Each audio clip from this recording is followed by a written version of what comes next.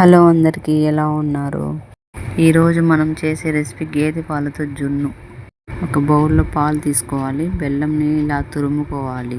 చూడండి ఎలా నీట్గా, ఇది ఆర్గానిక్ బెల్లం అండి. ఇలా తురుముకోవాలి. పాలల్లో బెల్లం మొత్తం తురిమిన బెల్లం వేసుకోవాలి. మన టేస్ట్కి సరిపోయేంత బెల్లం వేసుకొని మిరియాల పొడి వేసుకొని ఇలా మిక్స్ చేసుకోవాలి. బెల్లం కరిగేదాకా మిక్స్ చేసుకోవాలి. ఇలా బాగా కలుపుకోవాలి, బెల్లం మొత్తం కరిగిపోయేలా. చూడండి, బెల్లం కరిగిపోయేలా చూసుకోవాలి. ఈ యాలక్కాయలను దంచి పౌడర్ దాంట్లో వేసుకోవాలి.